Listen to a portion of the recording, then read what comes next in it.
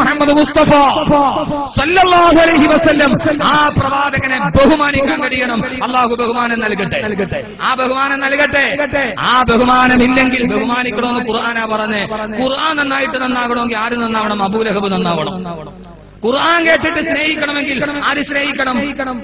ആര് സ്നേഹിക്കണം? നന്നായിട്ട് കേൾക്ക്. കഥാപാത്രമൊക്കെ എപ്പോഴും കേൾക്കുന്നത് തന്നെയാണ്. അബൂലഹബ് കേൾക്കണം.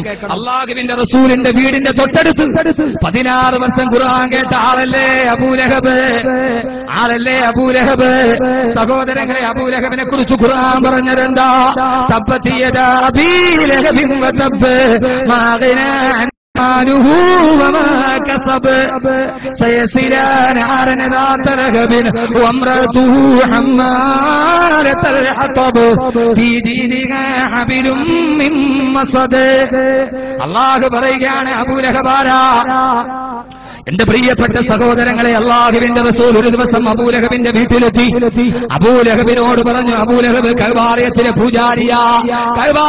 പൂജാരിയായ അബൂലഹബിന്റെ മുമ്പിലെത്തിയിട്ട് അല്ലാഹുവിന്റെ റസൂൽ പറഞ്ഞു, അബൂലഹബേ, ഖുൽ ലാ ഇലാഹ ഇല്ലല്ലാഹ്, അല്ലാഹനെ വിശ്വസിക്കണേ.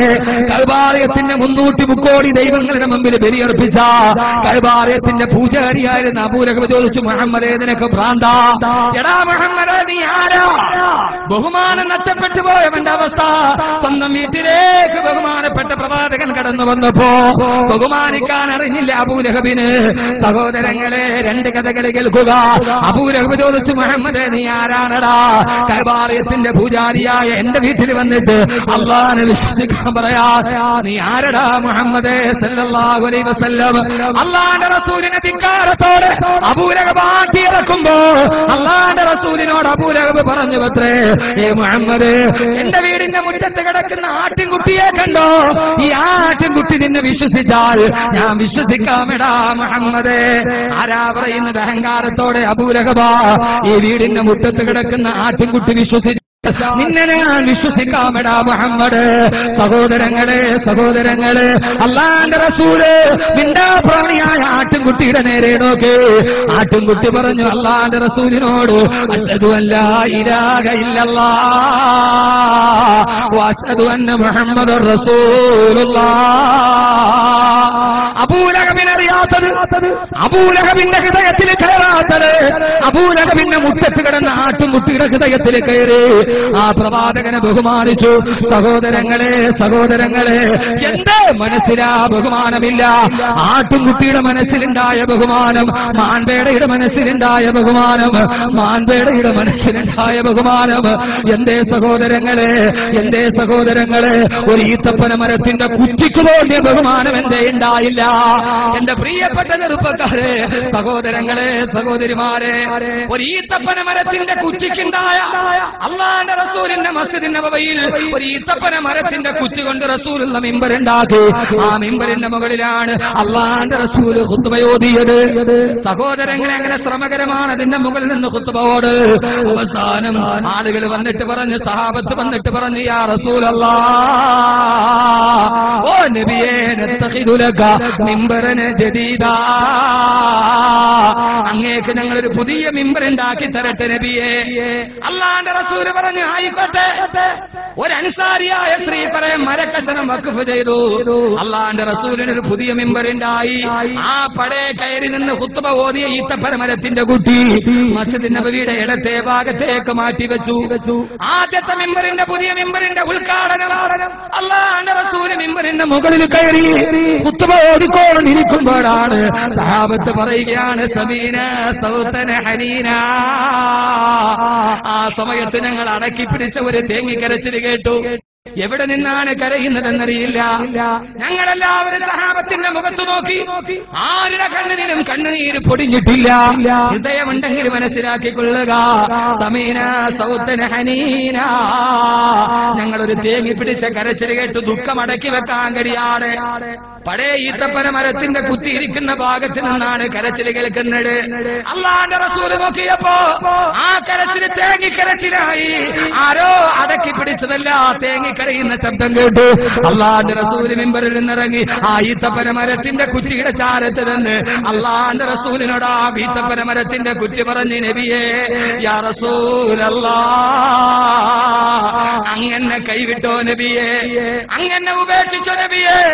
ഇത്രയും നാൾ അങ്ങയുടെ റിസാലത്തിന്റെ കരം എന്റെ മേലായിരുന്നല്ലോ, അങ്ങയുടെ റിസാലത്തിന്റെ ശരീരത്തെ താങ്ങി നിർത്തിയത് ഞാനായിരുന്നല്ലോ. ഇന്ന് അങ്ങനെ ഉപേക്ഷിച്ചോ നബിയെ. ഒരു പുതിയ മിമ്പർ വന്നപ്പോ ഈ പഴയ ഈത്തപ്പന മരത്തിന്റെ കുറ്റി വേണ്ടെന്ന് വെച്ചോ നബിയെ. അല്ലാഹുവിന്റെ റസൂലായി ഈത്തപ്പന മരത്തിന്റെ കുറ്റിയുടെ മുകളിൽ തന്റെ റിസാലത്തിന്റെ കരമെടുത്ത് പറഞ്ഞവത്രേ കരയുന്നതെന്തിനാ? ഈത്തപ്പന മരത്തിന്റെ കുറ്റിയെ കരയുന്നതെന്തിനാ? നിന്നെ ഞാൻ ഉപേക്ഷിച്ചില്ലല്ലോ. ഉപേക്ഷിച്ചിരുന്നെങ്കിൽ നിന്നെ പള്ളിയുടെ വെളിയിലല്ലേ കളയേണ്ടത്? ഈ ഇടത് ഭാഗത്ത് നിനക്ക് ഞാൻ പള്ളിയിൽ സ്ഥലം തന്നില്ലേ? നിന്നെ ഞാൻ ഉപേക്ഷിച്ചിട്ടില്ലല്ലോ. എന്തിനാ കരയുന്നത്? അല്ലാഹുവിന്റെ റസൂല് പറഞ്ഞ സഹാബാ, ആ ഈത്തപ്പന മരത്തിന്റെ കുറ്റിയുടെ മുകളിൽ കൈവച്ചിട്ട് ഞാൻ ആശ്വസിപ്പിച്ചില്ലായിരുന്നെങ്കിൽ ഖിയാമത്ത് നാൾ വരെ ഈത്തപ്പന മരത്തിന്റെ കുറ്റി ഇവിടെ ഇരുന്നു കൊണ്ട് പൊട്ടിക്കരയുമായിരുന്നുവെന്ന് ഫഹ്മീ വസ്നി വാഹിദു യദീ ഇൻഷാ അല്ലാഹ് മുഹമ്മദുർ റസൂലുള്ളാഹ്. അല്ലാഹുവിന്റെ റസൂൽ കൈതൊട്ടില്ലായിരുന്നെങ്കിൽ ഇന്നും ഉംറയ്ക്ക് പോകുമ്പോ മസ്ജിദ് നബവിയുടെ സ്വർണ്ണപ്പാത്തികളാണ് ഈത്തപ്പന മരത്തിന്റെ കുറ്റിയുടെ കരച്ചില്, ആരും കാണാത്ത അശരീരിയുടെ കരച്ചില് ഇന്ന് സിയാറത്തിന് പോകുന്ന ജനലക്ഷങ്ങൾ കേൾക്കുമായിരുന്നെന്ന്. അതല്ലേ അതിന്റെ അർത്ഥം? അങ്ങനെ കൈവിട്ടോ ഹബീബേ. ഈത്തപ്പന മരത്തിന്റെ ഒരു കുറ്റിക്ക് തോന്നിയ ഹുബ്ബന്തേ നമ്മുടെ ഹൃദയത്തിൽ ഉണ്ടായില്ല. ആരാ? അബൂ ലഹബ്. അള്ളാഹുവിന്റെ പ്രവാചകൻ സ്വന്തം വീട്ടിലോട്ട് കയറി വന്നപ്പോ ആ സമയത്ത് അല്ലാഹുവിന്റെ റസൂലിനെ ആട്ടികളോട് അബൂ ലഹബ് ആരായി? സഹോദരങ്ങളെ, ഫിറഔൻ ചത്തതെങ്ങനെയാണെന്ന് ചരിത്രത്തിൽ രേഖയുണ്ട്. ഖാറൂൻ ചത്തതെങ്ങനെയാണ് ചരിത്രത്തിൽ രേഖയുണ്ട്. ഹാമാൻ ചത്തതെങ്ങനെയാണെന്ന് ചരിത്രത്തിൽ രേഖയുണ്ട്. സാക്ഷാൽ ഫറോവ ചത്തതെങ്ങനെയാ?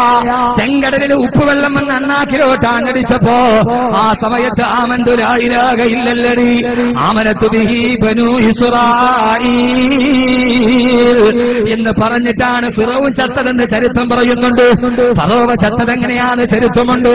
ഖാറൂൻ ചത്തതെങ്ങനെയാണ് ചരിത്രമുണ്ട്. ഹാമാൻ ചത്തതെങ്ങനെയാണ് ചരിത്രമുണ്ട്.